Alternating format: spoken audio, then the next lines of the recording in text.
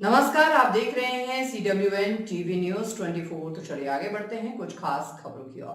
जिसे इच्छा मृत्यु मिली, उसके पिता बोले मजबूरी में फैसला लिया, बेटे को अब भगवान में गोद में छोड़ रहे, शान से पार्थिव शरीर ले जाएंगे। मेरा बेटा कभी पंजाब यूनिवर्सिटी का टॉपर रहा है, लेकिन अब उसकी स्थिति असाध्य और लाइलाज है। हम बच्चे को भगवान और प्रकृति की गोद में छोड़ रहे हैं। हम उसके पार्थिव शरीर को बड़े ही मान और शान के साथ ले जाएंगे। दुख बहुत है, हमारे कर्मों में जितनी सेवा लिखी थी हम उतनी सेवा कर रहे हैं। ये दर्द गाजियाबाद के 31 वर्षीय हरीश राणा के पिता अशोक राणा का है। हरीश 13 साल से कोमा में है, उन्हें लाइफ सपोर्ट सिस्टम पर रखा गया है। बुधवार को सुप्रीम कोर्ट ने हरीश को इच्छा मृत्यु की मंजूरी दे दी है। अदालत ने यह फैसला हरीश की मां निर्मला राणा और पिता अशोक राणा की इच्छा मृत्यु देने की अपील पर सुनाया। एक हफ्ते के भीतर उन्हें एम्स शिफ्ट किया जाएगा, जहां उनकी सभी लाइफ सपोर्ट ट्यूब हटा दी जाएंगी। ये देश में इस तरह का पहला मामला है।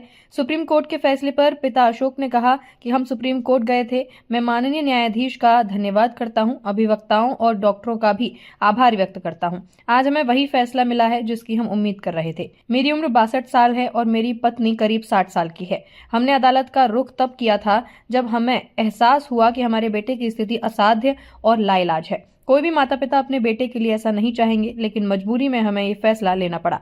हम पिछले 3 साल से इस मामले को लेकर अदालत में प्रयास कर रहे थे।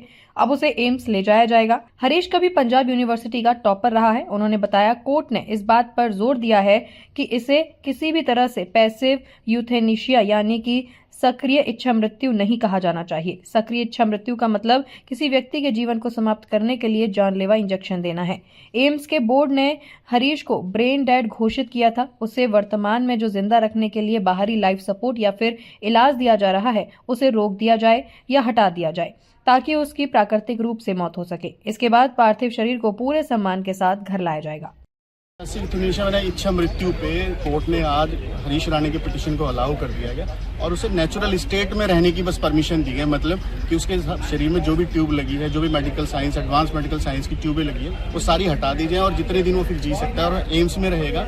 और एम्स भी बहुत रोबस्ट तरीके से इसका ध्यान रखेगा और जितने दिन उसको जी सकता है जिए। आप पूरे देश में सारे देश के CMOs को डायरेक्ट किया गया कि अपने यहाँ एक पैलिएटिव केयर यूनिट बनाई जाए और ऐसे कोई मैटर रिपोर्ट होते हैं तो उस रिपोर्टिंग को ध्यान से देखते हुए मेडिकल बोर्ड बनाइए, फर्स्ट और सेकेंडरी चाहे जो भी, और उसकी रिपोर्ट समय समय पे अपने मंत्रालय को देते रहे, जिससे उसके मतलब पेशेंट के हित में अच्छे से अच्छा काम हो सके। परिवार की सराहना तो बनती है। 13 साल हो गए, कुछ भी नहीं छोड़ा उन्होंने। जो कर सकते थे, जो उनके बस उसमें था, बस में था, सब कुछ किया। बावजूद उसकी कोई रिकवरी नहीं थी, तो इसलिए हम सुप्रीम कोर्ट आए थे और सुप्रीम कोर्ट ने उसे अलाउ कर दिया पिटीशन को और हम थैंकफुल हैं सुप्रीम कोर्ट के। भारत में इस तरह का ये पहला मामला है जिसमें पैसिव यूथेनेशिया को दिया गया, पर वैसी डेफिनेशन ही जैसे हम लोगों को पता है कि कोई इंजेक्शन, बस नेचुरल स्टेट के लिए ही अभी परमिशन दी गई है।